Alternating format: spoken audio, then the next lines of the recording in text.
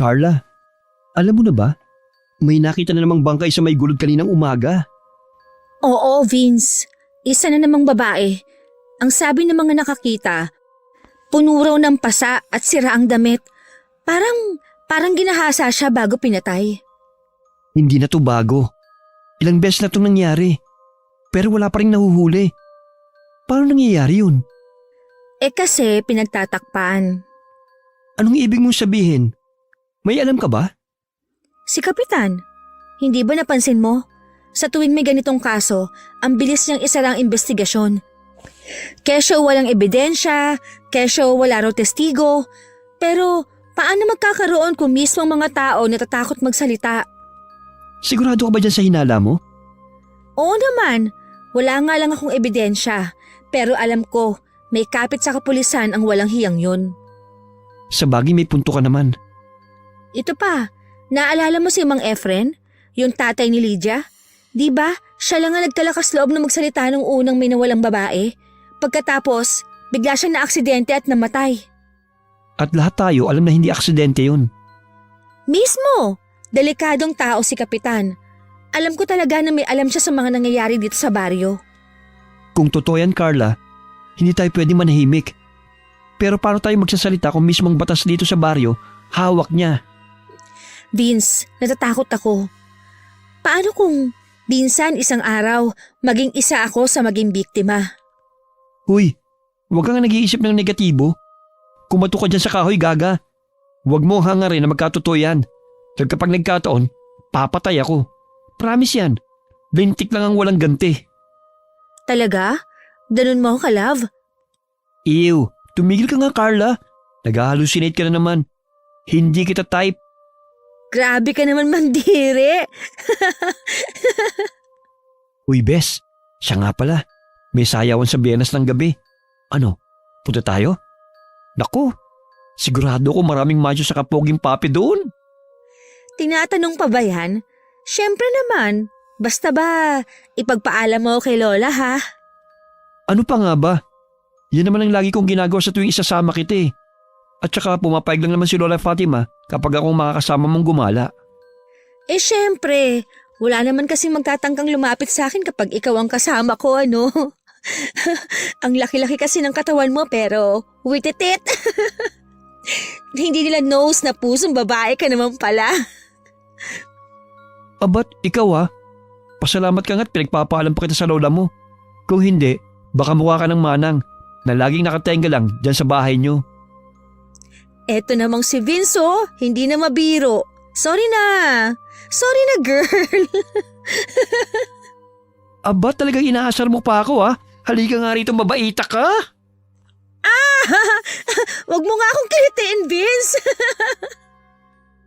Simula pagkabata ay magkaibigan na sina Vince at Carla. Lumaki sa kanyang lola ang dalaga.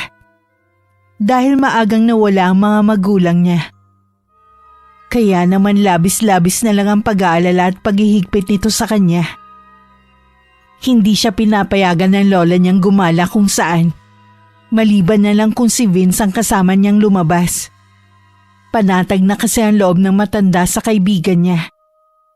Dahil kilala na siya nito mula nung maliit pa. At alam nitong walang gagawing masama si Vince sa kanya. Kinabukasan maaga pa lang ay pumasyal na si Vince sa bahay nila Carla. Tao po! Tao po! Beshi Cakes! Sandali! Kaaga-aga Sino ba aring? Iho, ikaw pala yan. Tuloy ka. Magandang umaga po, Lola Fatima. Kasing ganda niyo po ang umaga ngayon Wala pa rin ho talaga kayong kupas. Mas nauna pa nga kumupas yung daser niyo kaysa sa inyo Sus, maliit na bagay. Ako pa ba? At teka nga sandali. Ang aga mo naman yata para mambola, iho. Mukhang hindi ka pa naliligo Abay, ano bang sadya mo? Ito naman si Lola Mabango pa rin naman po ako inutusan po kasi ako ni nanay na bumili ng suka. Kaya dumana lang din po ako dito. Heto po pala may dala po akong daing. Masarap po yan. Ako po mismo ang gumawa niyan Abay, marunong ka na rin palang gumawa ng daing. Mabuti yan at matutulungan mo na ang nanay mo sa hanap buhay ninyo. Oo nga po eh. Nakakaya rin po kasi kung si nanay lang natin gagawa. At teka, nag-agahan ka na ba, iho? Dito ka na kumain. At patapos na rin naman si Carla maligo. Sumabay ka na sa amin. Salamat po pero tapos na po ako mag-almusal ah. Ang sadya ko po talaga dito eh. Alam ko na yan, iho. Gagala na naman kayo magkaibigan, no? Napakamot na lang si Vince sa batok niya habang nakahalokip-kip na nakatingin kay Lola Fatima. Nakagat pa nga nito ang pangibabang labi saka ngumisi sa matanda. Hindi sigurado sa susunod na sasabihin. Paano niyo po nalaman, Lola? May lahi po ba kayo manghuhula? Manghuhula ka riyan. Hindi ko na kailangan maging manghuhula para malaman yon. Alam na alam ko na yung style mong yan, iho. Ba't halos lahat ng gala ng apo ko eh. Ikaw ang nagpapaalam. Kaya alam ko kung may sasabihin ka. Ito namang si Lola oh. Pero alam ko naman pong papayag kayo eh, di po ba? Bakit? Saan na naman ba pupunta yung mga paa ninyong kating-kate kapag hindi nakakagala? Hala, grabe si Lola. Kating-kati po talaga.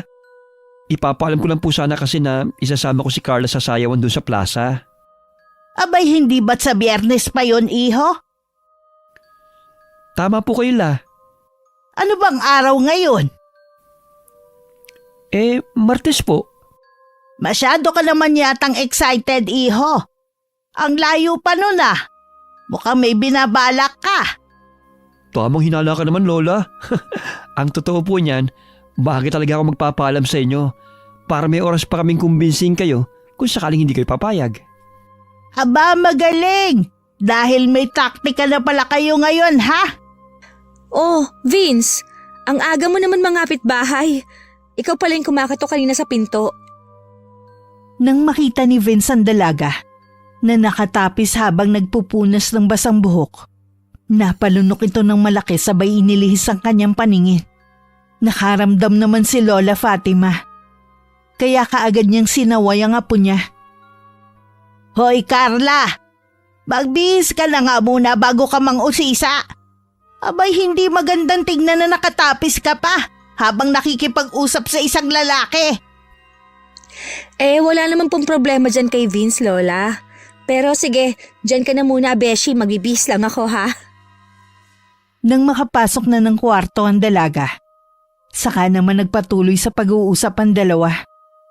Nakita naman ng matanda kung paano pamulahan ng mukha ang binata habang hindi makatingin ng diretso sa kanya. Pagpasensyahan mo na ha. Minsan talaga nawawala sa sarili ang apo ko eh. Sanay na po ako, Lola. Wala po kayong dapat na ipag-alala. Papayagan ko si Carla. Pero ibalik mo siya sa akin ng buo, ha? Huwag mong pababayaan. Huwag po kayong mag-alala. Never ko pong pababayaan si Carla. Matanong ko lang. May gusto ka ba sa apo ko? Po? Bakit hindi ka makasagot? May gusto ka, no? Naputo lang sasabihin ni Vince nang lumabas ng kwarto ang dalagang bagong bihis. Nakasuot lang ito ng sleeveless dress na hanggang tuhod ang haba. Simple pero kitang-kita ang hubog ng katawan ng dalaga. Napalunok na naman si Vince dahil sa tanawing nasisilayan. Ngunit kaagad din naman nakabawi nang umuntag si Lola Fatima. Hoy! Natulala ka na, iho! May gagawin pa po pala ako sa bahay la. Tama, mauna na po ako ha. Carla, uwi na ako ha. Sige, Vince. Mag-iingat ka. Salamat, tutuloy na ako. Natatarantang lumakad palabas ang binata. At nakasunod naman dito ang mata ng matanda. Ramdam ng matanda na may pagtingin ng binata sa apo nito. Kahit nagpapakita to ng pagkalamya at kalambutan sa pagkilos. Masaya naman ang matanda dahil alam niyang mabuting tao naman ang binata. at hinding-hindi ito gagawa ng masama sa kanyang apo. Tara na't kumain, iha. Sige po, Lola. Teka, at maghahain po ako. Iha, may itatanong lang sana ako sa'yo. Ano po yun, La? Ikaw ba may manliligaw na? Po? Naku, Lola. Wala pa pong nagkakamali. Talaga ba? Di mabuti naman kung ganon. Alam ko rin naman pong hindi niyo pa ako papayagan na magnobyo eh. Kaya kung may manliligaw man, di syempre po, matik na dead man na kaagad. Carla po, hindi naman sa pinagbabawalan kita Ang sakin lang naman kung sakaling may manliligaw ka nga, tilatisin mo munang maigi nang hindi ka masaktan at magsisi sa huli. Lola, wala naman pong nagtangkang manligaw kasi nga po, di ba? Hindi naman po ako nakakagala nang hindi kasama si Vince. Wala naglalakas ng loob na lumapit sa akin dahil siguro takot sa kanya. Parang tatay kasi ang dating ng kaibigan kong yun eh. Kahit ang totoo lalaki din ang gusto. Abay, totoo ba yung sinasabi mo, iha? Parang hindi ko naman nakikitaan ng kabaklaan si Vince Tsaka kahit ganun yun maaasahan at pinagkakatiwalaan ko siya. Sa bagay, tama naman po kayo, Lola. Kaya nga po, magkaibigan pa kami hanggang ngayon dahil mabait at matulungin po siyang tao. Saka, bakla po talaga yun. Huwag na lang po ninyong ipagsabi. Kaya kung sakaling may manligaw man sa'yo, gusto ko yung kagaya niya ang pipiliin mo, ha?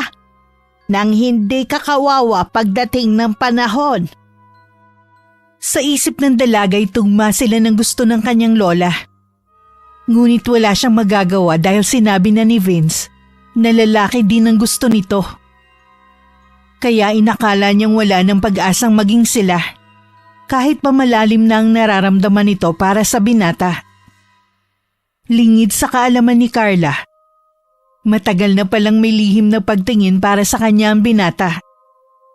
Ngunit hindi lang yun magawang aminin ni Vince dahil natotorpe ito. Natatakot din kasi itong masira ang kanilang pagkakaibigan. Kung sakaling mang aminin niya ito at hindi pala siya gusto ng dalaga. Kaya nakontento na lang siya bilang isang matalik na kaibigan. Ngunit kahit ganun, umaasa pa rin siyang masusuklian din sa huli ang nararamdaman niya. Nang sumapit ang Biyernes ng umaga, agad na naglambing si Vince sa kanyang ina. Hay, salamat naman anak. Halika. Pakitulungan nga akong bitbitin tong banyera patungong bilaran. Agahan natin ang pagbibilad at sayang ang sikat ng araw. Tsaka baka bigla na naman umulan mamayang hapon. Babaho itong mga isda. Ako na po magdadala niyan, Nay. Sigurado ka ba anak? Mabigat ito. Sigurado po ako, Nay. Kayo naman, para namang hindi lalaki ang anak niyo. Kung sa bagay, noong kaedad mo nga ang tatay mo makisig din yun at malakas. Manang-mana ka talaga sa kanya anak. Siyempre naman po. Kanino pa ba ako magmamana? Siya po yung tatay ko Pero mana din naman po ako sa inyo kasi loyal kayo kay tatay. Kahit nga po ilang taon na siyang nawala sa atin, hindi pa rin po kayo humahanap ng kapalit niya. Siyempre. Nangako kasi ako sa tatay mo na siya lang ang mamahalin ko hanggang sa huling hibla ng buhay ko. At tutuparin ko yon, anak. Hay, sana all na lang talaga loyal. Sana all din ang mahal. Hay nako, loko ka talagang bata ka. O siya, tara na't nang maibilad na natin itong mga to. Pagdadaing ang hanap buhay ng mag-ina, mas pinili ni Aling Trining na magnegosyo na lang. Kahit maliit kesa mamasukan. Maliit din kasi ang bigayan sa mga house helper. Kaya naman nagkasya na lang sila sa negosyo nila. Kahit maliit lang din ang tubo. Ang mahalaga hindi sila masyadong napapagod. At nakakapagpahinga sila at nakakakain sa tamang oras. Anak, hindi ba magkakaroon ng pasayawan mamaya sa plaza? Pupunta ba kayo ni Carla? Opo, Nay. Naipagpaalam ko na po siya kay Lola Fatima at pumayag na po siya. Huwag na lang muna kayong pumunta. Alam mo, kinakabahan kasi ako eh. Iba na ang panahon ngayon. Sobrang delikado, lalo na kay Carla. Yung tungkol po ba sa nangyayari sa baryo natin? Hindi ba? Marami nang nagagahasa at napapatay na babae dito sa atin. Gabi pa naman gaganapin yung pasayaw. Huwag po kayong mag-alala. Tulad ng sabi ko po sa lola niya, hindi ko po pababayaan ang best friend ko. Best friend lang ba talaga? Nay, Nagtatanong lang at nagpapaalala, anak. pero Nay, napag-usapan na din talaga namin ni Carla yung tungkol sa mga babaeng ginagahasa. Sa totoo lang, natatakot ako para sa kanya. Siyempre babae. Tapos hindi naman natin alam kung sinong iiwasan o kakampiyan sa nangyayaring to. Tapos ganun pa yung kapitan natin. Parang walang pakialam sa hustisya.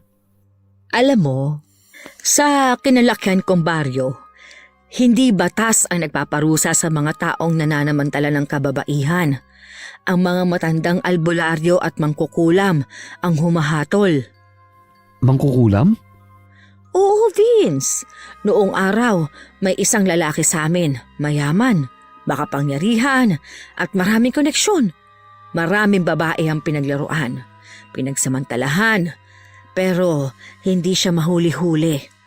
Kapag may nagsusumbong, bigla na lang silang nawawala o natatakot magsalita. Parang nangyayari dito ngayon. Tama. Kaya may isang matandang babae noon, isang kilalang mangkukulam ang nagsabi, kung ang batas ay hindi makakaganti, hayaan mong ang dilim mismo ang humusga. Anong ginawa niya sa manyakis na yon? Isinumpa niya ang lalaking yon.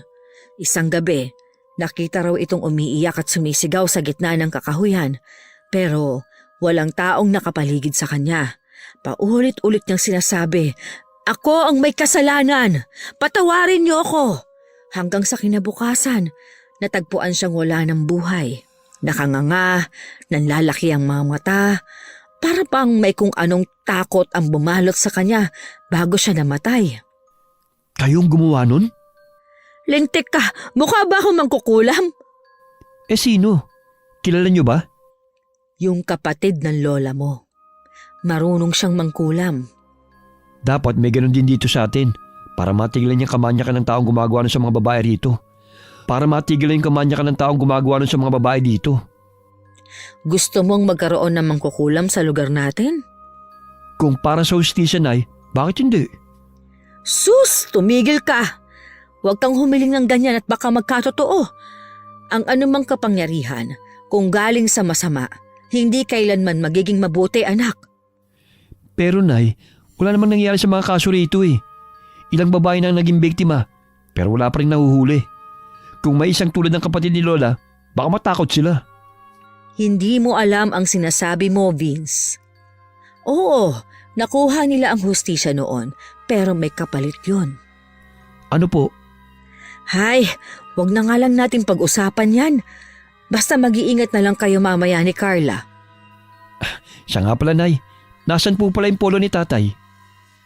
Aling polo? Nay naman, ilan po ba ang polo ni Tatay? Isa, bakit? Bakit pa po kayo nagtatanong kung alin doon? Kung wala rin naman po akong pagpipilian. Ay, oo nga pala. Bakit nga ba ako napatanong ng ganon? Baka signs of aging na po yun, Nay. 5 taon na lang, magsi-50 na po kayo eh. Bata pa yun, no? Sobra ka. May bako. Saan mo naman gagamitin ang polo, anak? Susutin ko po mamaya. Aba, poporma ka yata ah. Anong meron? Si Nanay Chismosa. Alam mo, maski hindi ka umamin, alam kong may gusto ka kay Carla. Tsaka alam ko na aamin ka na. Good luck ha. Alam ko hindi ka mabibigo kasi ramdam ko na may pagtingin din sa'yo ang dalagang yun. Talaga ba, Nay? Oo, maniwala ka. Natatakot po kasi akong umamin eh. Baka lumayo siya sa akin. Paano kung hindi? Subukan mo. Sige po, Nay. Salamat. Nang magtakip silim na'y mas nauna nang kumain ng binata sa kanyang ina. Naligo at nagsipilyo. Pagkatapos maglinis ng katawan, ay nagbihis na rin siya ng bagong plantsyang polo na hiniram pa niya sa mga naiwang gamit ng kanyang ama. Hindi naman kalakihan ng kanyang ama, kaya hindi ganong maluwag ang damit sa kanya. Nang handa na ang lahat pati na ang dadalhin niya, gumayak na rin siya upang sunduin ang dalaga. Tao po? Carla? Lola Fatima? Uy, Vince, nandito ka na pala. Tuloy ka muna. Magbibihis na lang ako. Sige, hintayin na lang kita dito. Paglabas ng dalaga sa kanyang silid, saglit na natigilan si Vince. Napalunok siya habang nakatingin sa kaibigan niyang nakaayos. Suot ang isang simple ngunit eleganteng bestida. Bahagyang kulot ang buhok at may banayad na pulang lipstick sa labi. Hindi niya inaasahang makikita ito sa ganong porma. Parang bumagal ang oras habang pinagmamasdan niya ito. Sa bawat kilos, sa bawat ngiti ng kaibigan, lalo siyang napahanga. Kasabay nito ang mabilis na pagtibok ng kanyang puso.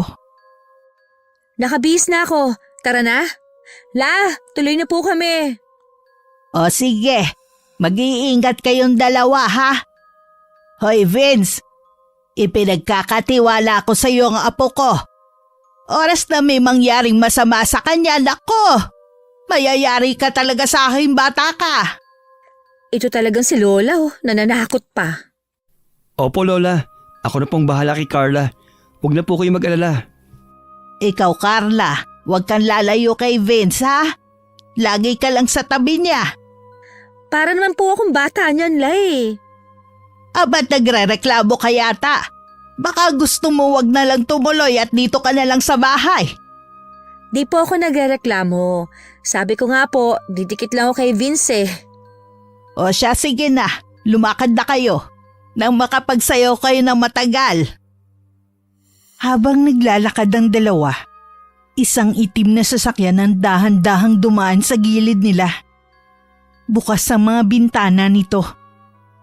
Kaya kitang-kita nila ang mga lalaking sakay. Nagpalitan ng tingin ng magkaibigan. Parehong nakakaramdam ng kaba. Lalo na nang mapansin nilang bumagal ang sasakyan. Ang malamlam na ilaw ng poste ay bahagyang nagpakita ng maitim na ngiti ng isa sa mga lalaking sakay. Binilisan ng dalawa ang paglalakad nila.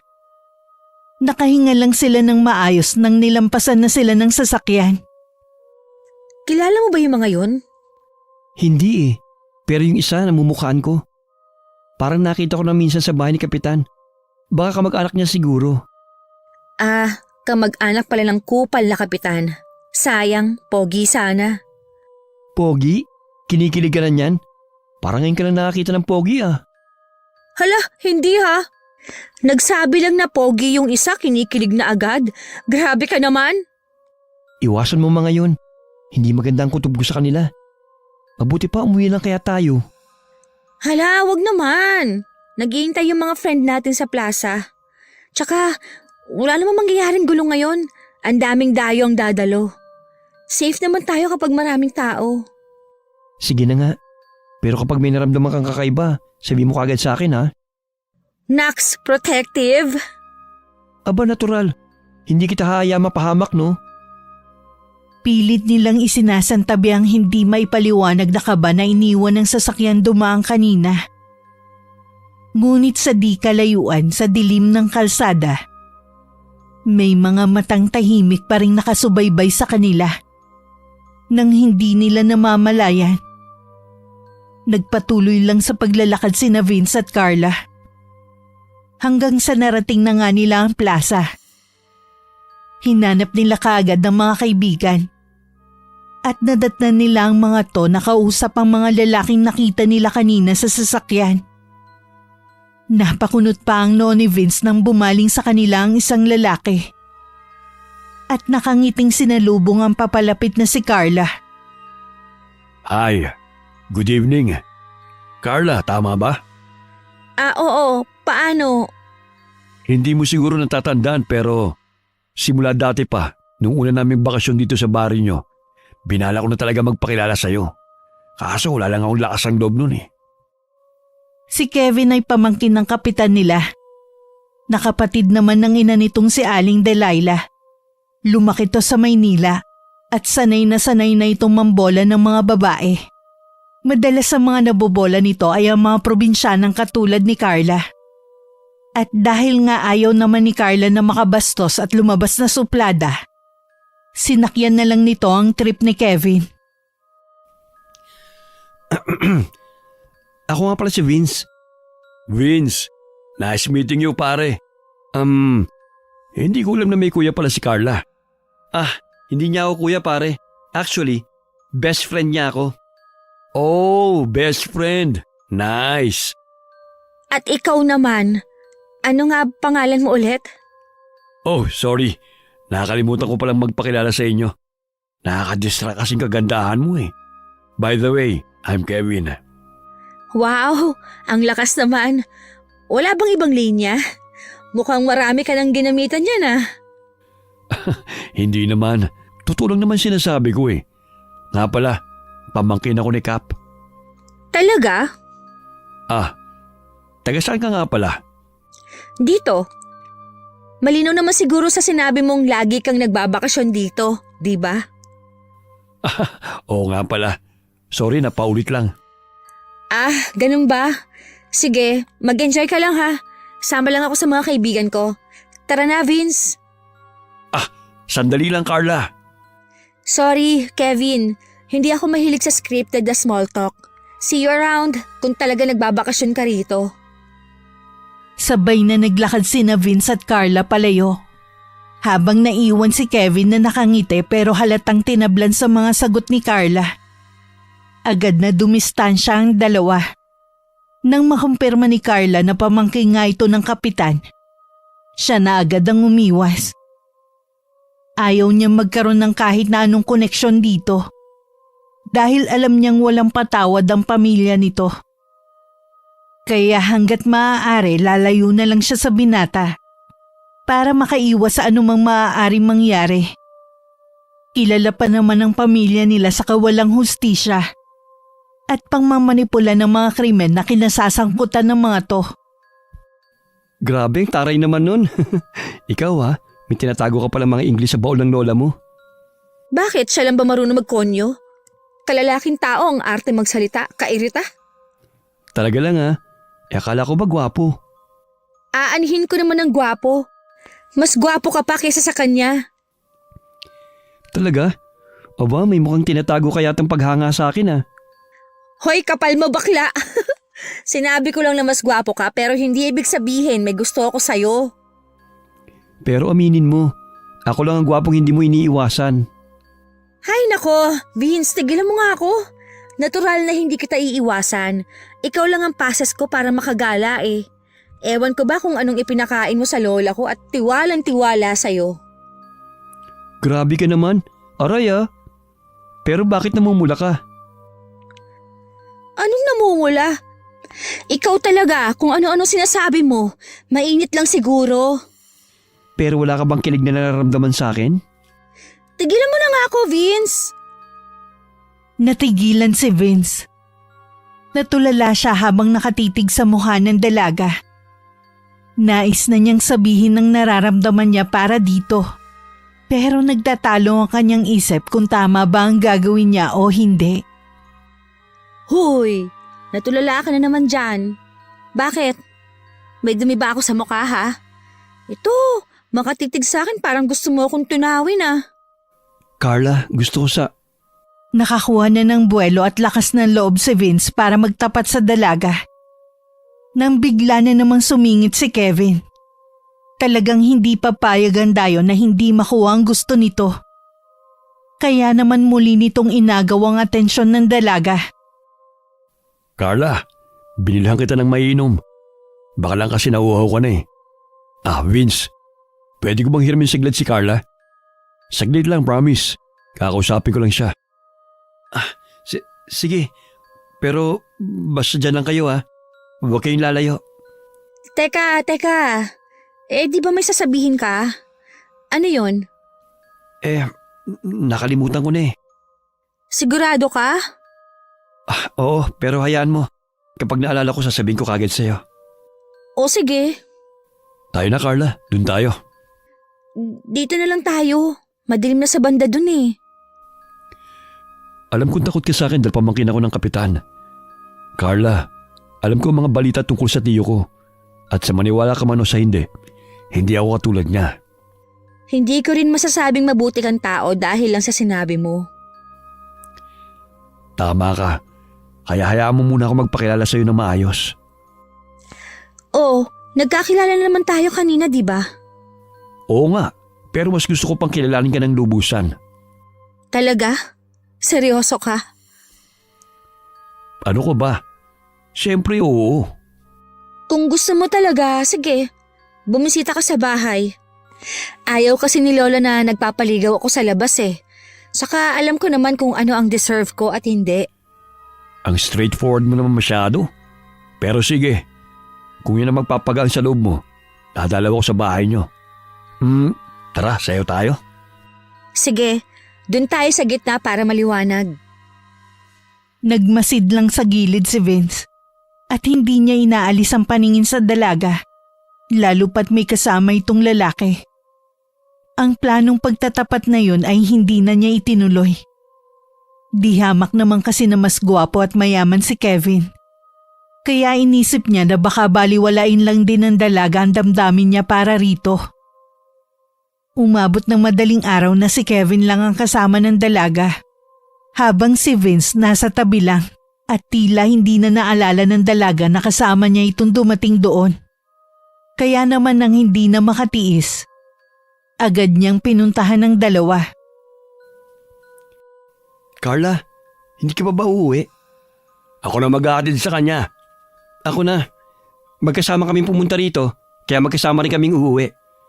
Ihatid ko na lamang siya para hindi na siya mapagod sa paglalakad. Kevin, okay lang. Sanay naman na kaming maglakad ng malayo eh. Tsaka baka magtaka rin ng lola ko kapag ikaw ang naghatid sa akin. O sige, kung yan ang gusto mo eh. Basta bibisita ako sa inyo ha. Ikaw ang bahala. Sige na, mauna na kami. Mag-iingat ka ha. Salamat. Salamat din. Nag-enjoy akong kasama ka. Ngiti na lang ang itinugo ni Carla sa sinabing yun ni Kevin. At saka hinila na ang kaibigan para umuwi. Habang naglalakad ay tahimik lang silang dalawa. Sa lahat na naging gala nila ay yun ang pinakatahimik. Madalas kasi sila nag-aasaran sa daan habang pauwi. Minsan pa nga'y naghahabulan sila. Ngunit ngayon mabigat ang pakiramdam ni Vince dahil hindi niya nagawa ang kanyang layunin. Habang ang dalaga naman ay nakikiramdam lang sa kasama.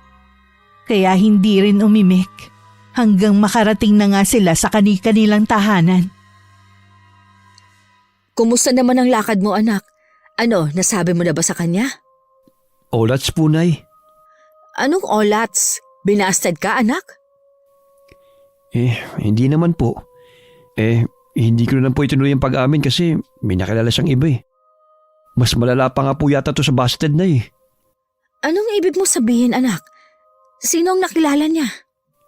Isang bisita lang po dito sa baryo. Pamangkin daw po ni Kapitan. Ano? Pamangkin ni Kapitan? Oo, Nay. Parang dun siya nagka-interes. Akala ko ba galit siya kay Kap? Ano nangyari? Hindi ko nga alam eh. Sinubukan ko naman siyang balaan. Saka nung una naman, Nay, tinatarayan niya yun. Ewan ko, biglang nagbagong ihip ng hangin. Biglang tumigas ang ulo. Hindi naman sa nanghuhusga ako ng tao pero alam mo kasi, hindi ako naniniwalang may mabuting bunga kung galing sa bulok na puno. Anong gagawin ko, Nay? Ayoko naman panghimasukan masyadong buhay niya. Pero hindi ko rin matiis na pabayaan siya mapalapit sa kanila. Anak, minsan ang pinakamabuting magagawa mo ay siguraduhin mong nariyan ka kapag kailangan ka niya. Hindi mo siya mapipilit na makinig. Pero kapag dumating ang araw na makita niya ang totoo, dapat nandyan ka para saluhin siya. Ang hirap, Nay. Ang sakit makita siyang may ibang kinikilala. Ganyan talaga, anak. Pero kung talagang kayo ang para sa isa't isa, kahit ano ang mangyari, babalik siya sa'yo. At kung hindi, Di may ibang nakalaan para sa'yo. Pero sana anak, sana hindi na siya madamay sa gulo ng pamilya ni Kapitan. sana nga, Nay. Sana nga. Sige po, magpapahinga na po ako. Nang makapasok sa kanyang silid ay agad nang nahiga si Vince.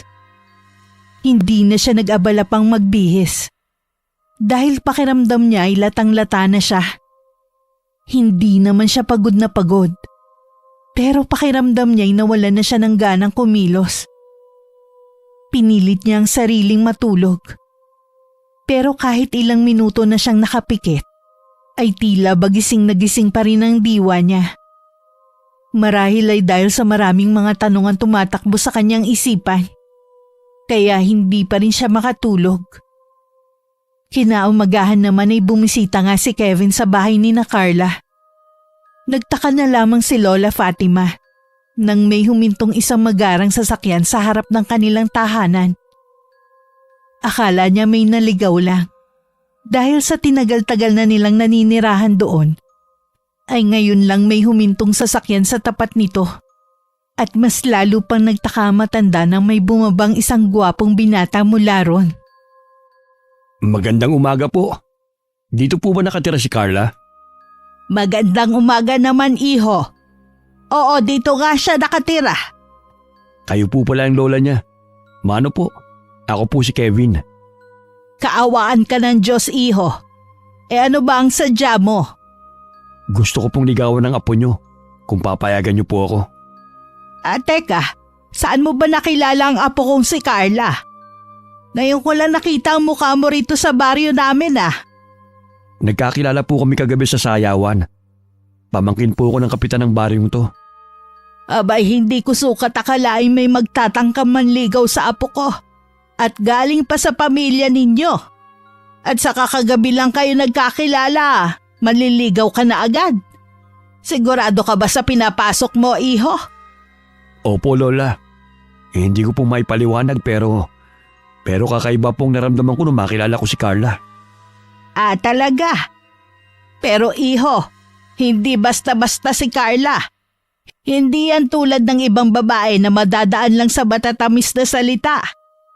Alam ko po yun. Kaya nga po gusto ko siyang ligawan ng maayos sa tamang paraan. Ikaw ba? Sigurado ka na dyan sa nararamdaman mo. Abay, pamangkin ka ng kapitan. Alam mo naman sigurong hindi maganda ang tingin ng mga tao sa pamilya ninyo. Naiintindihan ko po yan. Pero iba po ako. Wala akong kinalaman sa mga ginagawa ng tiyuhin ko. Paano kung hindi ka tanggapin ng apo ko? Di tatanggapin ko po. Pero lola, susubukan ko pa rin. Hindi naman po ako susuko kagad. Abay, matibay ang loob mo, iho. Sige, hindi kita pipigilan. Pero tandaan mo to, Kevin. Ang apo ko, hindi laruan, ha? Kapag pinaiyak mo yan, ikaw mismo ang may kalalagyan sa akin. Opo, nangangako po ako. Siya, sige. Tignan natin kung paano mo mapapatunayan ng sarili mo. Maraming salamat po. Naku, mukhang nagising na ang apo ko. Siya, bahala ka na kung paano mo siya kukumbinsihin. Pero paalala lang, iho, ha? Matalim ang dila ni Carla. Baka bago mo siya mapasagot, mapapaiyak ka muna. Handa po ako sa kahit anong sagot niya. Abay, sige. Tignan na lang natin. Sa sandaling yun, bumukas ang pinto at lumabas si Carla. Mukhang bagong gising at halatang walang ideya kung ano nangyayari. Nagtagpo ang kanilang mga mata. At napataas agad ang kilay ng dalaga nang makita si Kevin sa harap ng bahay nila. Anong ginagawa mo rito?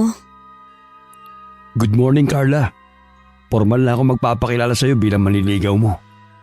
Ha? Manliligaw? Ang bilis mo naman. Ayan na nga ba ang sinasabi ko eh. Akala ko nagbibiro ka lang eh. Saka agad-agad.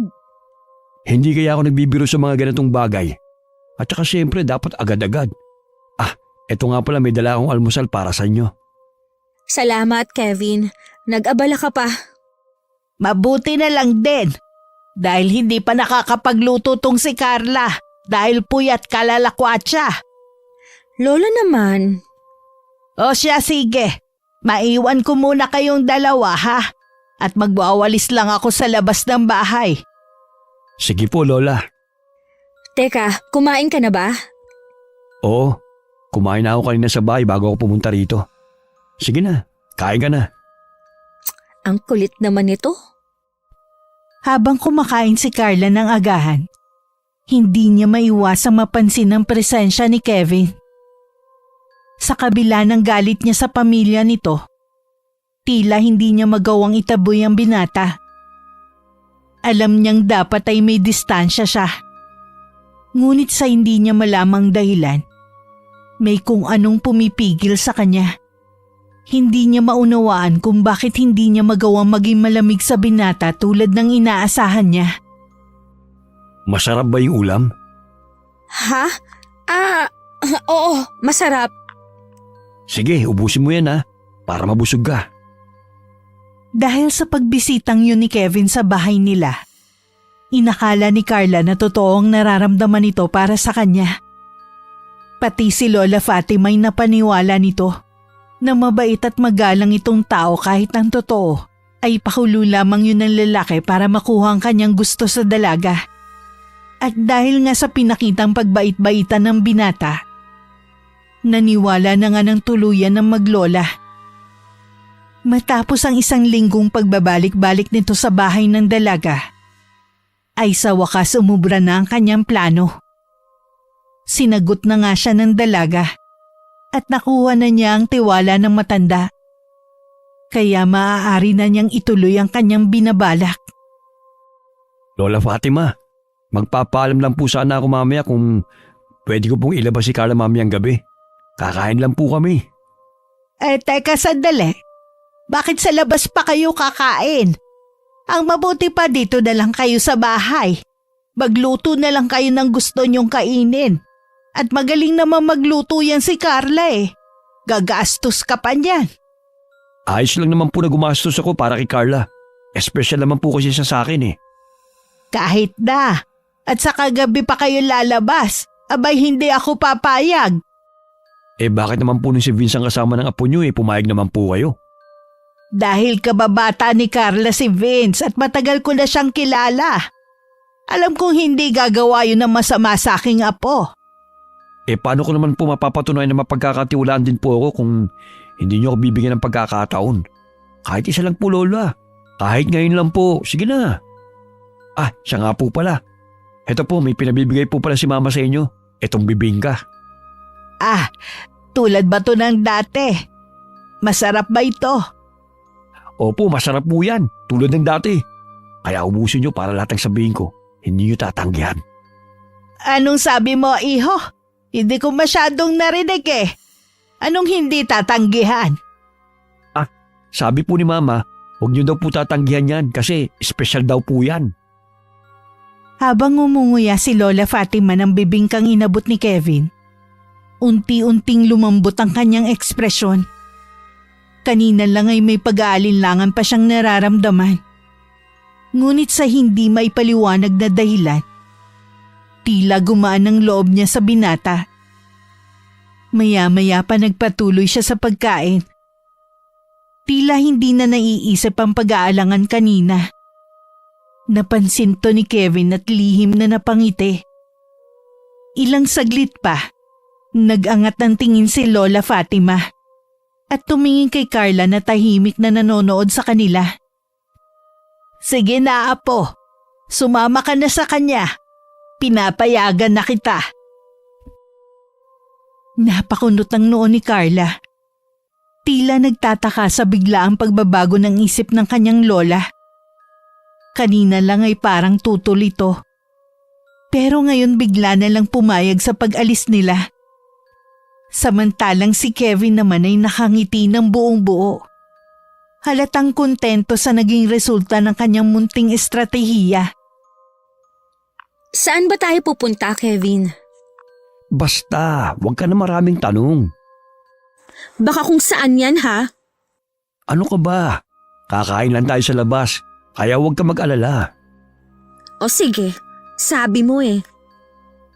Habang binabaybay nila ang daan sakay ng kotse ng binata, nagsimulang magtaka ang dalaga na mapansin niyang hindi sila papunta sa direksyon ng bayan kung saan nandun ang kainan.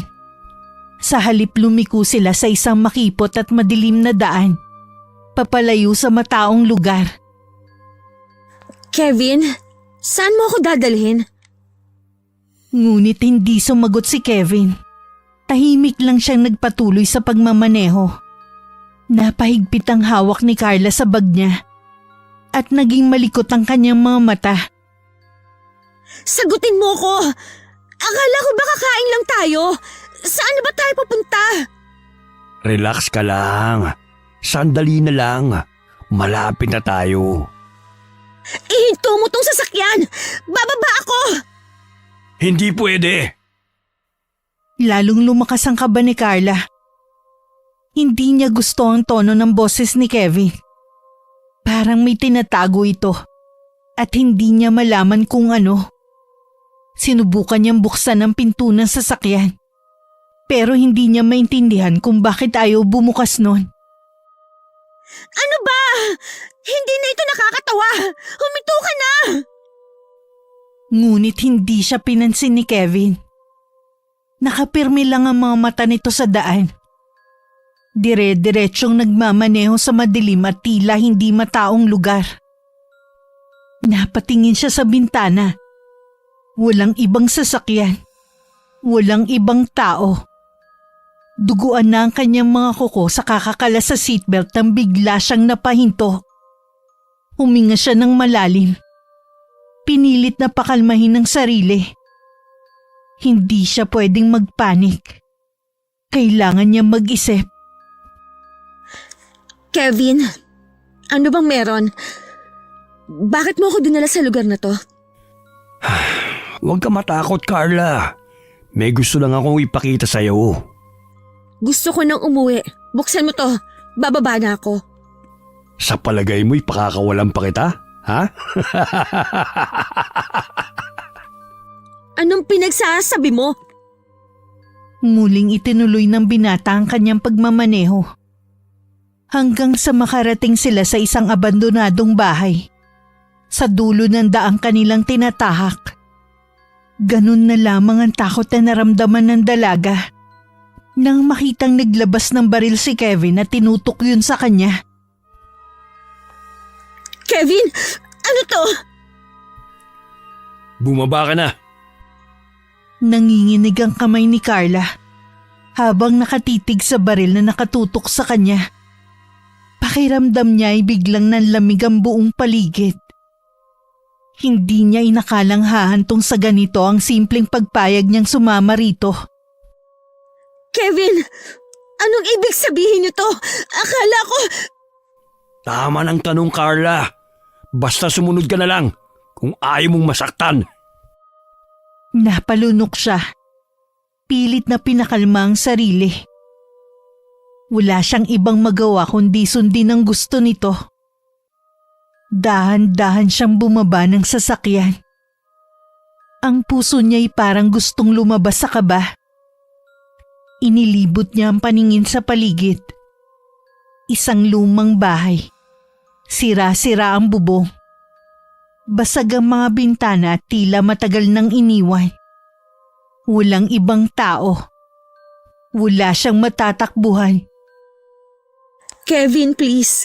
Kung ano man to, hindi pa huli para umatras. Pero ngumiti lang si Kevin. Hindi na yon ang maamong ngiti na nakita niya noon, kundi isang malamig at mapanlinlang na ngiti. Itinulak siya nito papasok sa loob ng bahay. Huwag ka nang umarte, Carla. Dito ka muna.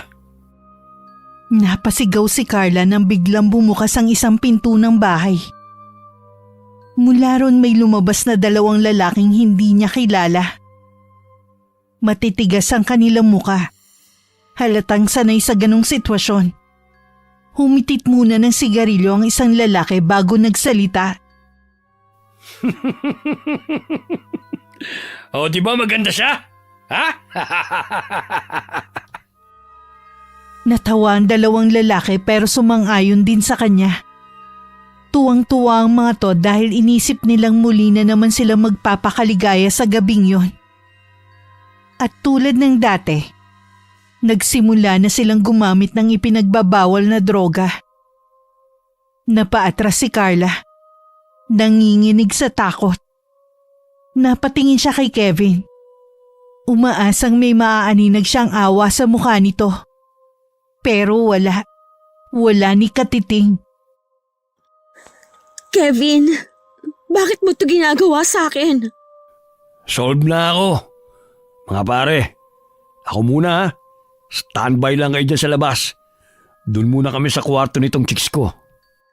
Walang hiya ka! Bastos! Huwag ka nang pumalag.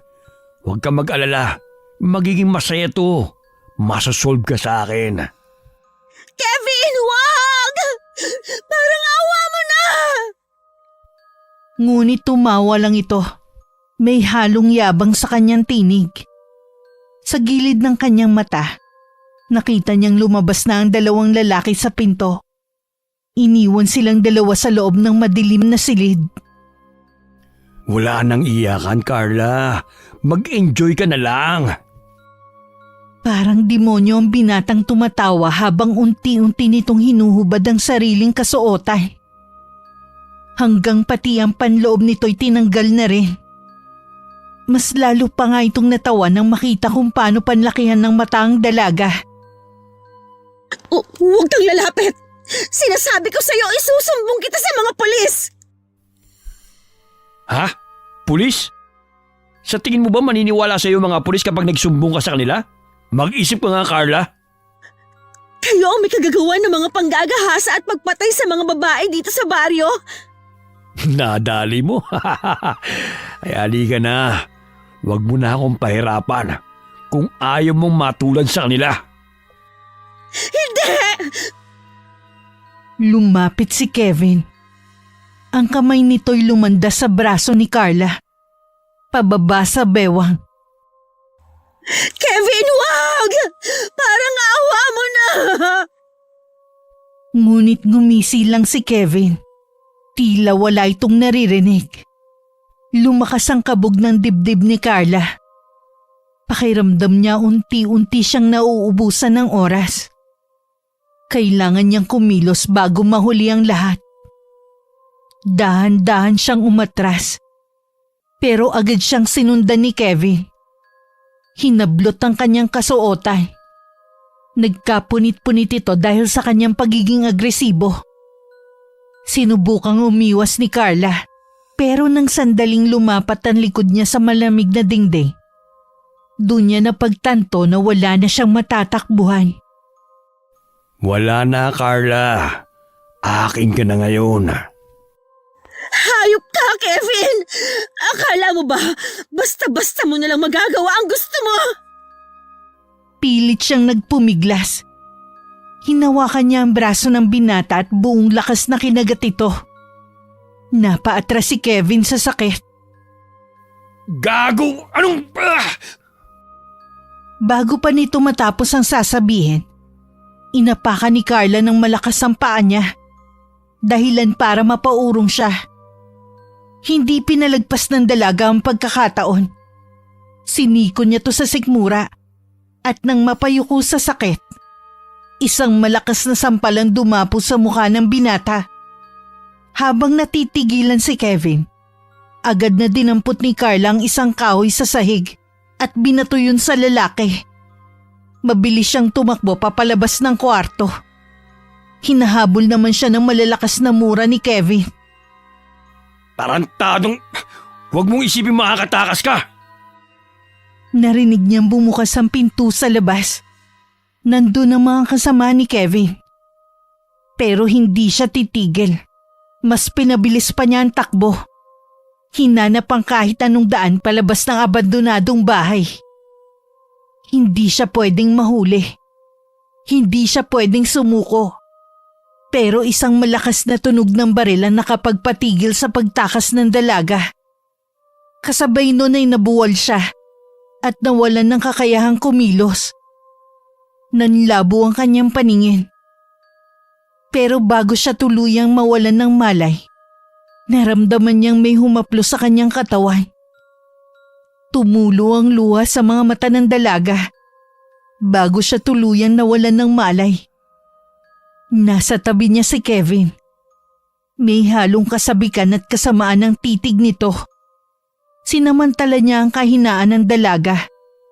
Mabilis siyang yumuko upang tuluyang maisakatuparan ng kanyang maitim na balak. Oh mga chong, tulad ng dati, kayo na ang bahalang dumisipat siya sa babaeng to.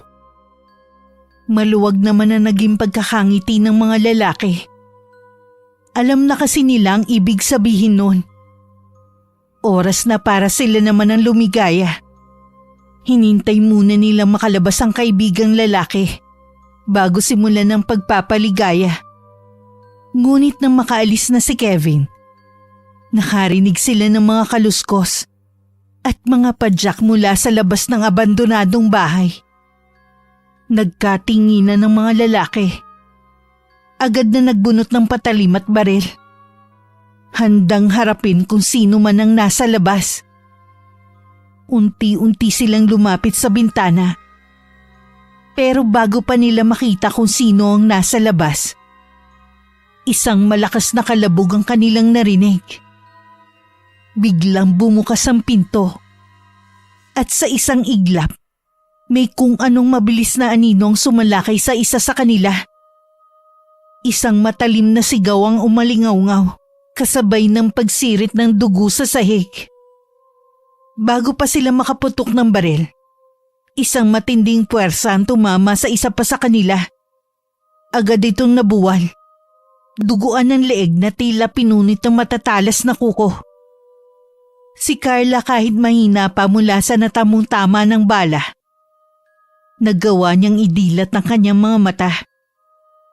At sa kabila ng panlalabo ng kanyang paningin, nakita niya kung sino ang dumating. Isang nilalang na hindi niya inaasahan. Isang hugis taong nilalang. May matatalim na kuko at pulang mga mata. Ang nagangalit habang unti-unting lumalapit sa huling lalaking natitira. Sigaw ng sigaw ang lalaki. Hanggang sa tahimik na bumagsak ang duguan nitong katawan. Kasabay ng pagtigil ng kaguluhan, muli na namang bumigat ang mga mata ni Carla. Sa huling sandali bago siya tuluyang mawalan ng malay, isang tinig ang narinig niya. "Ligtas ka na, Carla. Huwag ka na matakot." Nagising si Carla na pawis, habol ang hininga at nanginginig ang buong katawan. Napalingon siya sa paligid. Nasa loob siya ng bahay ng kanyang lola Fatima. Ligtas na siya. Ngunit sa kabila ng seguridad ng lugar, hindi niya mapigilan ng sumigaw nang maalala ang mga nangyari sa kanya. Wag! Tama na! Wag! Mabilis na pumasok si Lola Fatima sa silid. Bakas sa mukha ang pag-aalala. "Apo! Bakit? Ano nangyari?" Ngunit hindi sumagot si Carla. Patuloy itong nanginginig. Pilit na hinahabol ang kanyang paghinga habang mahigpit na niyayakap ang sarili. Lumapit ang matanda. Marahang hinaplos ang buhok ng apo. "Tapos na, Carla. Ligtas ka na. Wala ka na sa lugar na iyon."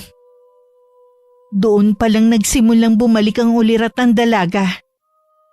Inikot niya ang paningin sa paligid. Pilit niyang inaalala kung paano siya nakarating doon. Lola, paano ako nakauwi? Sino nagdala sa akin dito? "Ako ang nagligtas sa iyo, Apo." Ano?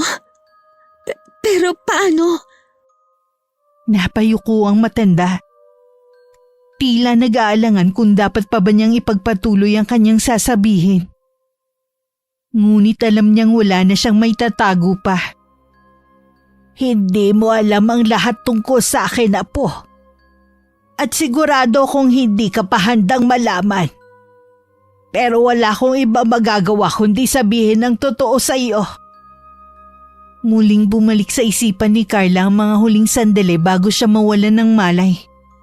Ang malamig na sahig, ang tunog ng baril, at ang anino na biglang lumitaw. Isang aninong hindi niya maaninag ng buo. Biglang bumilis ang tibok ng puso niya. Lola, ano ka ba talaga? Isang nilalang na hindi mo inakaalang nabubuhay pa. Lola.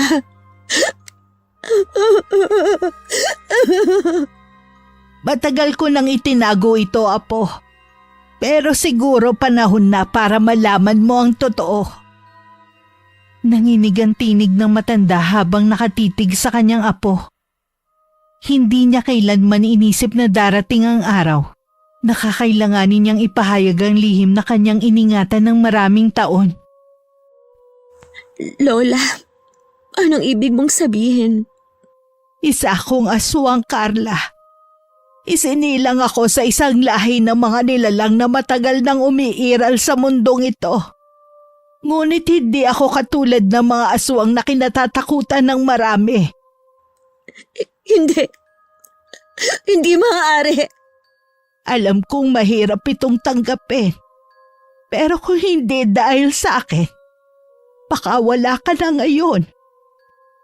Napapikit si Carla. Pilit inaalala ang nangyari bago siya mawalan ng malay. Naalala rin niya ang malalakas na sigaw. Ang mga daing ng sakit at takot mula sa mga lalaki. Lola, anong ginawa mo sa kanila? Pinakawalan ko ang isang bahagi ng aking sarili na matagal ko nang kinokontrol. Ginamit ko ang tunay kong anyo para iligtas ka, Apo. Pinatay mo sila? Hindi sumagot si Lola Fatima. Ngunit ang katahimikan niya naging sapat na kasagutan para kay Carla. Hindi ko hahayaang may manakit sa iyo, Apo. Handa akong gawin lahat para protektahan ka. Tumingin si Carla sa mga mata ng kanyang lola.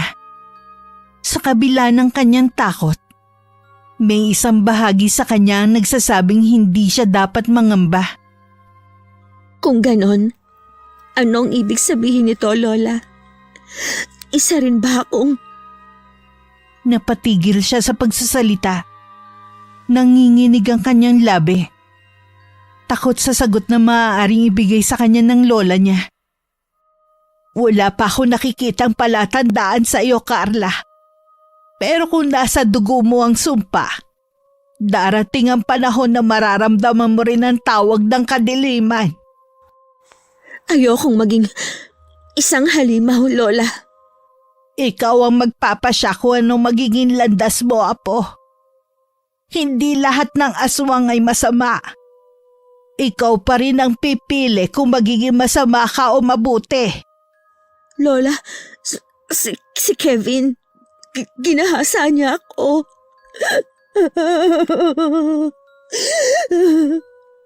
Hindi ko na siya inabutan. Kasalanan ko.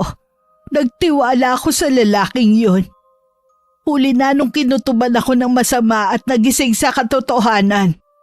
Patawarin mo ko, Apo. Yung lalaking yun ginamitan tayo ng gayuma para mapasunod tayo sa gusto niya. Paano kung malaman niyang buhay ako? Paano kung may gawin silang masama sa atin, Lola?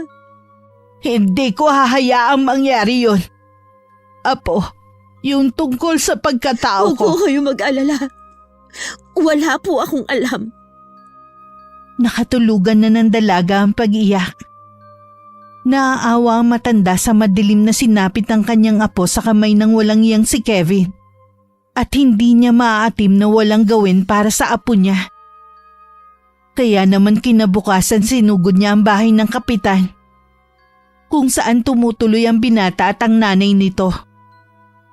Kahit papano'y gusto niyang kunin ang hustisya ng apo sa tamang paraan. Kevin! Kevin! Lumabas ka nga riyan! Walang yakang lalaki ka! Lumabas ka! Aba! Sino ka namang matanda ka, ha? Kaya aga-aga'y nag-e-eskandalo ka rito sa tapat ng bahay namin. At bakit mo hinahanap ang anak ko? Ilabas mo yung anak mo at may kasalanan siya sa apo ko! Ha! At ano naman ang kasalanan ng anak ko sa apo mo, Aber? Ginahasa ng anak mo ang apo ko! Ginahasa? Hindi gagawin ng anak ko yun. Maraming nagkakandara pa sa binata ko kung hindi mo lang alam. Bakit naman siya manggagahasa pa? Aber? Ano bang gusto mo, tanda ha? Pera? Baka namang ginusto lang ng apo niyo yan. Anong sinabi mo? Kinukonsinti mo ang katarantaduhan ng anak mo? Umalis ka na nga dito. Baka ipahabol pa kita sa aso. Hindi demanda ko yung hayop na batang yan. Hay nako. Sige, magdemanda ka kung gusto mo. Wala ka rin naman mapapala eh. Mag-aaksaya ka lang ng pagod at laway mo sa wala. Umalis ka na nga at nasisira ang araw ko sa'yo. Tandaan mo ito ha. Bilog ang mundo. Kung ngayon tumatawa ka, baka bukas iiyak ka na. Pagkatapos magsalita ng matanda ay tumalikod na ito at umuwi. Sa kabilang dako naman, napag-utusan naman si Vince na bumili ng inumin tubig nila ng kanyang ina mula sa tindahan. At nang madaanan niya ang bahay nila Carla, may kung anong nagtulak sa kanya para kumustahin ito. Kahit napilit siyang umiiwas sa dalaga magmula nang magkalapit ito kay Kevin, may bahagi pa rin sa kanyang gustong makita ang dalaga. Tao po? Lola Fatima? Carla? Nang marinig ni Carla ang pamilyar na tinig, agad siyang napatayo mula sa kinauupuan sa sala. Sa kabila ng matinding takot at pagkalito sa mga nangyari, isang bagay lang ang sigurado. Kailangan niya ng isang kakampi. Walang pag-aalinlangan niyang binuksan ang pinto. At nang makita ang binata, agad siyang napayakap dito. Para bang isang taon na silang hindi nagkita. Vince? Nagulat si Vince sa inasal ng dalaga. Hindi niya inaasahan ng ganitong pagtanggap. Lalo na't matagal na siyang umiiwas dito. Dahan-dahan niyang ibinalik ang yakap. Ramdam ang panginginig ng katawan ng dalaga. Carla? Ano nangyari? Bakit parang takot na takot ka? Hindi agad nakasagot si Carla. Sa halip mas humigpit pa ang yakap niya. Pilit na tinatago ang luha na bumabagsak mula sa kanyang mga mata. Vince, bakit ngayon ka lang kasi pumunta dito? Anong ibig mong sabihin? Muli siyang tiningnan ng dalaga. Baka sa kanyang mukha ang takot, pagkalito at hinanakit. Hindi alam ni Vince kung ano ang eksaktong nangyari. Pero ramdam niyang may mabigat na pinagdadaanan ng kaibigan niya. Pumasok tayo. May kailangan akong sabihin sa'yo. Hindi na nagdalawang isip ang binata. Hinawakan niya sa braso si Carla at dahan-dahang pumasok sa loob ng bahay. Tahimik na nakamasid si Lola Fatima mula sa sulok ng sala. Waring pinag-aaralan ng magiging reaksyon ni Vince. Umupo si Carla sa sofa. Nanginginig ang kanyang mga kamay habang mahigpit na nakakuyong. Umupo rin si Vince sa tabi niya. Nag-aalalang hinawakan ng kanyang balikat. Ano bang nangyari? Si Kevin. Vince. Si Kevin at ang mga kaibigan niya. Halos hindi niya masabi ang sumunod ng mga salita. Nanginginig ang kanyang labi at napayuko siya. Hindi makatingin ng diretso sa kaibigan. Nagpanting ang tenga ni Vince. Mabilis siyang tumayo. Nagngangalit ang kanyang anyo. Anong ginawa nila sa'yo? Carla, sabihin mo sa akin. Lumapit si Lola Fatima. Inilagay ang kamay sa balikat ng binata. Tila pinapakalma ito. Ginahasa ako ni Kevin. Ano? Ang gagong yun? Mapapatay ko siya, Carla. Mapapatay ko siya. Tara, magsumbong tayo sa mga pulis. Kailangan nilang malaman ang ginawa sa'yo ni Kevin. Vince, mag-aaksaya pa ba tayo ng panahon para dyan? Alam mo namang malakas ang kapit ng pamilya nila sa mga yon, di ba? Alam ko, pero panggagahasa ang ginawa niya at hindi yun makatarungan. Maaari niya din tayong baliktarin. Maaari niyang sabihin na pera lang ang habol ko sa kanya. Hayaan mo na lang, Vince. Huwag ka na lang makialam pa't baka lumaki lang ang gulo. Huwag makialam. Naririnig mo bang sinasabi mo? Carla, ikaw ang nagrabyado rito.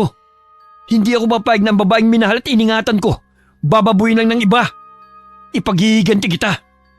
Kung hindi ko man makamit ang hustisya sa legal na paraan, pues ako ang gagawa. Hindi pwede to. Hindi pwede to. Please, Vince. Ayoko nang madamay ka pa. Hayaan mo na lang ako. Maayos din to. Magtiwala ka. Malalampasan ko rin ito. Nanggaling ako kanina kina Kapitan at nag-eskandalo ko doon. Pero walang nangyari. Mga sarado ang utak at mga tenga nila. Hindi sila naniniwalang ginahasa ng walang yang yun ang apo ko. Huwag na po kayo mag-alala, Lola. Makukuha natin ang hustisya para kay Carla. Isinusumpa ko po. Nagpaalam na ang binata sa maglola. Pagka-uwi niya sa kanilang bahay, pilit niyang ikinubli ang galit at gigil na kanyang nararamdaman. Kinalma niya ang sarili. Dahil ayaw niyang makaramdam ang kanyang nanay na meron siyang binabalak. Nay, may number po ba kayo ni Lola Ikang? Oo anak, bakit mo naman naitanong? Wala po, Nay. Naalala ko lang po. Pwede ko po bang hingin? Mangungumusta lang po ako sa kanila. Bala ko rin po kasi magbakasyon dun sa susunod na buwan eh. Sige anak, walang problema. Oh, heto. Hanapin mo na lang dyan sa cellphone ang pangalan ng lolahin mo. Salamat po, Nay. Nagtataka man ay hinayaan na lang ng ginang ang anak. Matagal na rin naman kasi mula nung huli nilang pagbisita sa lugar ng kamag-anak niya. Kaya naman naiintindihan niya si Vince. Nang makuha naman ng binata ang numero, agad niya itong tinawagan. Sinabihan siya ng kanyang lola na may kapalit ang kanyang pinagagawa na maaari niyang ikapahamak. Subalit buo na ang desisyon nito. Ipapabarang niya si Kevin. At kailangan niya ng isang gamit ng binata o kahit anong galing sa katawan nito. Nag-isip si Vince kung paano siya makakalapit dito upang makakuha ng bagay na kailangan. Alam niyang hindi siya basta makakalapit dito nang hindi ito naghihinala. Kailangan niya mag-isip ng paraan. Muli niyang tiningnan ang kanyang telepono. Mahigpit na hinawakan at bumuntong hininga. Magbabayad ka sa ginawa mo kay Carla. Kinabukasan maingat na nag-abang si Vince malapit sa tambayan ni Kevin. Alam niyang dun lagi umiinom ito kasama ang barkada. Kailangan niyang kumilos nang hindi ito naghihinala. Makalipas ang ilang oras dumating na si Kevin. Napakuyom ng kamao si Vince. Pero nagtimpi siya. Hindi siya pwedeng magpadalos-dalos. Lumapit siya ng dahan-dahan bitbit ang isang bote ng alak. Kevin! Shot tayo! Sige, tagay! Habang nagiinuman, napansin ni Vince ang hinubad na jacket ng lalaki at tinapon sa tabi ng lamesa. Maingat niyang pinag-aralan ng bawat kilos nito. Hinahanap ang pagkakataong makuha ang kailangan. Makalipas ang ilang tagay, unti-unti nang nalalasing si Kevin. Halos hindi na nito namamalayan ng paligid. Dahan-dahan lumapit siya sa lalaki at kunwaring hinaplos-aplos ang kanyang buhok. Alam mo, type kita. Anong ibig mo sabihin type? Ibig sabihin bakla ka? Hindi mo ba nalata? Matagal na kitang type. Hindi tayo talo. Hindi namamalayan ng lalaki na kinuhanan na pala siya ni Vince ng ilang piraso ng buhok. Tapos ka na ngayon, Kevin. Nang makuha ang kailangan, agad siyang umuwi sa lugar ng nanay niya at kinausap ang kanyang lola. Ibinigay niya dito ang mga kailangan niya para mabarang ang lalaki.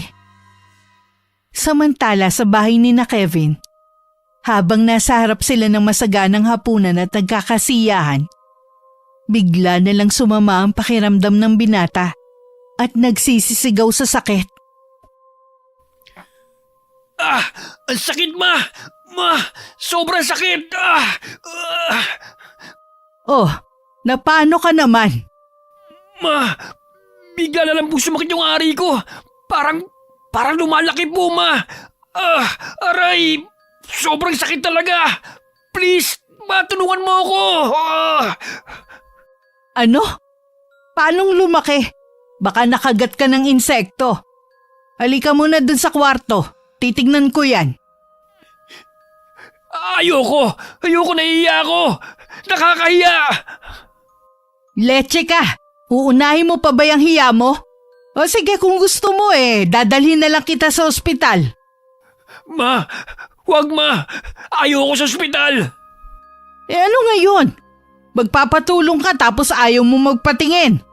Hindi ko mahuhulaan yan nangyayari sa'yo, Kevin. Habang namimilipit sa sakit, napansin ni Kevin na lalo pang lumalaki at namamaga ang kanyang ari. Pakiramdam niya'y parang may gumagapang sa loob nito. Kumikirot na sakit na hindi niya maintindihan. Parang may gumagalaw sa loob. Parang may buhay sa loob ko. Ano ba yan kasing pinagagagawa mo, ha? May nilandi ka bang babae? May nakain ka bang kung ano? Wala, ma. Wala. Ayoko na. Ang sakit. Biglang tumirik ang mga mata nito at isang nakakasukang likido ang lumabas mula sa kanyang ari. Halos mapasigaw si Aling Delilah na makita to. Itim na parang burak. May kasamang maliliit na gumagalaw na uod. Diyos ko! Ano to? Ma! Tulungan mo ako! Ayoko pang mamatay! Dinala na nga ng ginang ang kanyang anak sa doktor. At base sa resulta ng ginawang test, walang nakitang mga dahilan ng kanyang pangangate. Pati na rin ang pamamaga ng ari nito. Kaya niresetahan na lang sila ng doktor ng mga gamot para kahit papano maibsan ang pananakit sa kanyang katawan. At dahil nga hindi kayang gamutin ng doktor ang kanyang anak, pumasok sa isip ng ginang na marahil ay kinukulam ni Lola Fatima ang anak niya. Kung hindi ka kayang gamutin ng doktor, baka sakaling magamot ka ng albularyo, anak. Albularyo? Ma, narinig niyo bang mga sinasabi niyo? Anong albularyo? Walang kwenta mga fake healers na yan. Niloloko lang kayo niyan para magkapera sila. Walang mawawala kung susubukan natin. Saka naranasan na rin ang tiyuhin mo ang makulam dahil sa pagiging babaero niya. Ganyan din ang nangyari. Namaga ang ari niya at ang mas malala pa, umiihi siya ng may kasamang dugo at nana. Pumunta sa albularyo ang mag-ina at nakumpirma nilang kinukulam nga ang binata. Dahil hindi pantay ang dalawang hinliliit nito sa kamay nung pinagtabi ito ng albularyo. Subalit hindi nila malaman kung sinong kumukulam sa kanya Ang sabi ng albularyo, magaling daw ang mangkukulam. Kaya hindi ito mahuli. At walang ibang maisip na salarin ng ina ng binata kundi ang matandang si Lola Fatima. Dahil siya lang naman ang sumugod sa bahay nila. At galit na galit sa kanyang anak. Hoy, matandang hukluban, lumabas ka!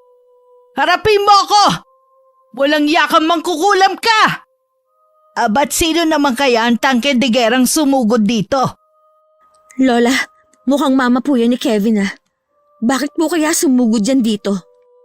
Mga mangkukulam, lumabas kayo! Hindi mang kukulam ang lola ko. Ano bang inieskandalo niyo dyan sa labas? Yang lola mong matandang hukluban! Kinulam mga anak ko!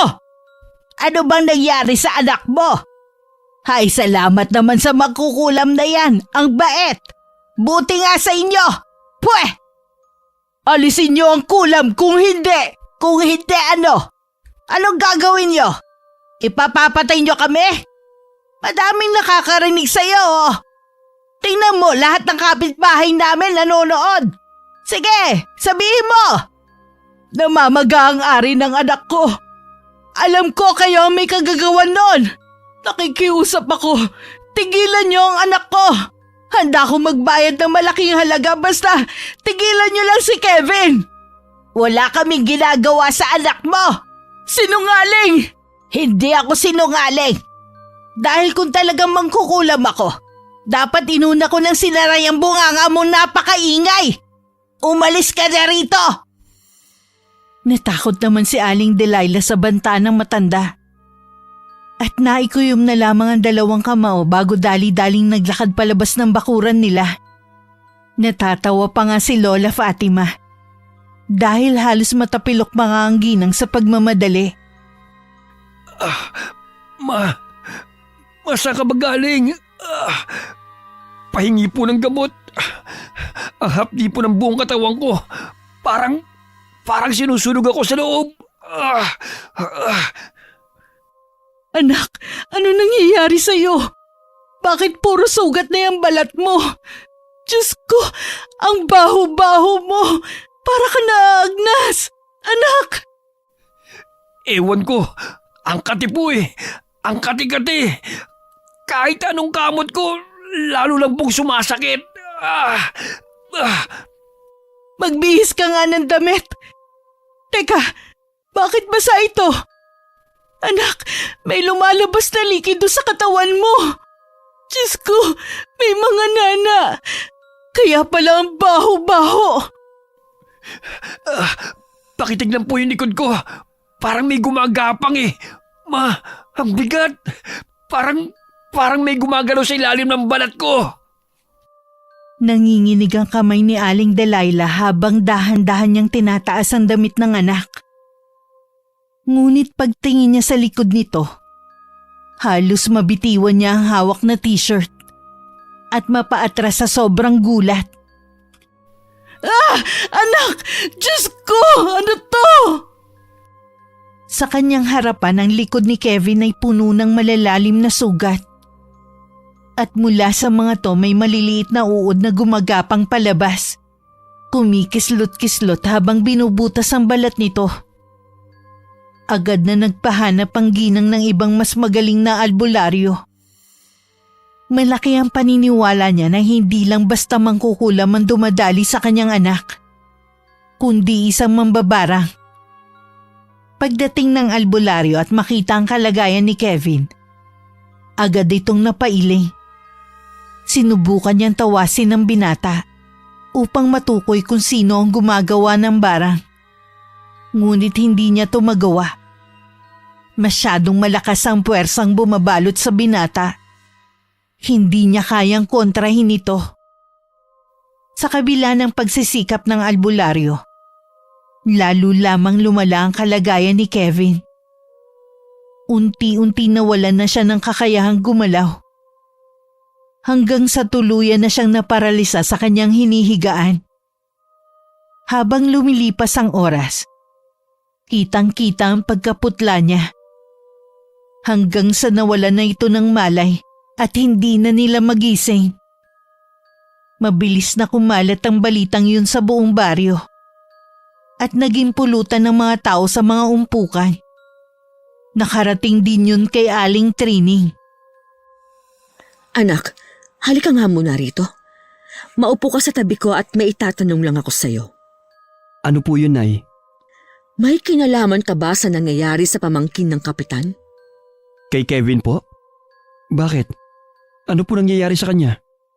Malala na daw ang kalagayan nito. Sabi nila, binarang. Wala akong kinalaman dun, oh. Ba't ko naman po yung gagawin? Vince, anak kita. Alam ko kung kailan ka nagsisinungaling. Ano po kasi, Nay, eh? Pinagsamantalahan niya po si Carla. Ano ka mo? Pinagsamantalahan? Diyos ko! Mahabaging ama! Bakit? Mahabang kwento po. At isa pa, alam naman po natin na wala tayong makukuhang hustisya habang nandito tayo sa baryo na ito eh. Pero anak, baka madamay ka pa. Alam mo bang may kapalit yung mga ginagawa mo? Opo, pero kakayanin ko po yun. Ang hindi ko maaatim ay hindi mabigyan ng hustisya ang ginawa ng lalaki yun sa babaeng matagal ko nang iniingat-ingatan. Pero anak, alam mo bang usap-usapan na si Lola Fatima ang pinagbibintangan nilang bumarang dun sa lalaki? Oh? Nang marinig to ni Vince, agad siyang pumunta sa bahay ng maglola para tignan ang kalagayan ng mga to. Ayaw niya mapahamak sila nang dahil sa kanyang kagagawan. Laking gulat niya na makitang naroon ang ina ni Kevin. Nakaluhod at iyak ng iyak. Parang awa niyo na. Tanggalin niyo na ang sumpa ng barang sa anak ko. Masyado na siyang nahihirapan. Nangangayayat na siya at nagmamakaawang patayin na lamang siya. Alam kong may mali rin ako dahil kinonsinti ko ang mga ginagawa ng anak ko. Pero sobra-sobra naman po yung pagpaparusang ito. Hindi na po makatao. At ang ginawa niya sa apo ko na pambababoy, makatao ba yon? Hindi rin naman ah. Saka ilang ulit ko bang sasabihin sa'yo wala kaming kinalaman dyan sa nangyayari sa anak mo? Kung ano man niyang pinagdadaanan niya ngayon. Marahil karma na niya yan. Carla, pakiusap. Tulungan mo si Kevin. Please, Iha. Pasensya na po, pero wala rin po akong magagawa sa mga nangyayari kay Kevin. Wala po kaming kinalaman sa sinasabi ninyo. Hindi ako naniniwalang wala kayong alam. Pero hindi pa rin ako titigil na magmakaawa sa inyo para tigilan na ang pagpapahirap sa anak ko. Kung kinakailangang araw-araw ako lumuhod sa harapan ninyo para lang patawarin niyo na ang anak ko sa mga nagawa niya sa inyo, gagawin ko. Gumaling lang ang anak ko. Biglang nakaramdam ng awa si Vince nang marinig kay Aling Delilah kung gaano nakalala ang kalagayan ni Kevin. Ramdam niya ang paghihirap ng puso ng babae. Kaya naman hindi niya magawang magsaya. Kahit alam niyang nararapat lang sa lalaki ang parusa, hindi pa rin niya maiwasang makonsensya.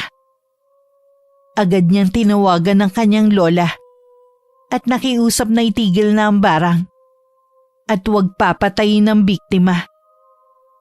Mula nang matanggal ang sumpa ng barang, naging madali na sa mga albularyo na mapagaling ang binatang may sakit. Matapos mapagaling ang kanyang mga sugat, kusang sumuko si Kevin sa mga pulis at inamin ang ginawang panghahalay kay Carla. Sa pagsuko niya, hinarap niya ang mga kasalanang matagal niyang itinanggi. Nagkaroon na rin ng hustisya hindi lamang para kay Carla, kundi para na rin sa lahat ng mga babaeng naging biktima nila. Samantala si Carla naman ay nagsimulang bumangon mula sa bangungot na sinapit niya. Alam niyang mahaba pa ang proseso ng paggaling. Pero sa unang pagkakataon naramdaman niyang may hustisya pa rin sa mundo. Salamat, Vince ha. Ha? Para saan naman? Kasi lagi kang nandyan para sa akin. Maaasahan ka talagang kaibigan. Ay nako, Senti Siyempre naman. That's what friends are for nga, di ba? At saka, alam kong ikaw rin na nagpabarang kay Kevin. Alam kong masama. Pero nagpapasalamat pa rin ako dahil tinuruan mo siya ng leksyon. Paano mo nalaman? Sinabi sa akin ng nanay mo. Si nanay talaga hindi mapigilan ng bibig. Sorry Ginawa ko lang naman yun kasi Naiintindihan ko na nga ang kulit. hindi ka ba galit? Baliw! Bakit naman ako magagalit? Ako na nga tong ipinagtanggol at ipinaghigante. Aarte pa ba ako? Halika nga rito. Payakap ako. Sus! Ikaw ha? Para-paraan Akala mo ba hindi ko napapansin? Napapansin ng alin na naman. Nalalaki ka na kumilos at magsalita. Yan na ba ang tunay na Vince ha? Ala! Huli ka! Ikaw ha? Nagbabakla-baklaan ka lang ba para makalapit ka sa akin? May gusto ka ba sa akin? Loko, matagal na kaya. Manhid ka lang kasi. At ako pa pala ang manhid. Ikaw lang torpe ka kasi. Sa pagkakataong yun, sa wakas ay umami na rin si Vince sa kanyang nararamdaman. Tinanggap naman ito ng dalaga. Dahil alam niyang hindi siya masasaktan kapag ito ang pinili niya. Tuwang-tuwa naman si Lola Fatima. Nang malamang umamin na nga si Vince sa apo niya. Botong-boto kasi talaga siya sa binata. Lumipas ang ilang taon ng kanilang matibay na pagmamahalan. Sa bawat pagsubok na dumaan, mas lalo silang naging matatag. Hanggang sa dumating ang araw na nagpa siya si Vince. Nadalhin sa mas mataas na antas ang kanilang relasyon. Inalok niya ng kasal si Carla. Walang pag-aalinlangan tinanggap ito ng dalaga. Sa huli natutunan ni na Vince at Carla na ang buhay hindi palaging makatarungan. Ngunit may paraan upang bumangon mula sa sakit at pagsubok. Pinatunayan nila na sa kabila ng madilim na nakaraan, may pag-asa pa ring bumuo ng bagong simula. Wakas. Carla, alam mo na ba? May nakita na namang bangkay sa may gulod kaninang umaga.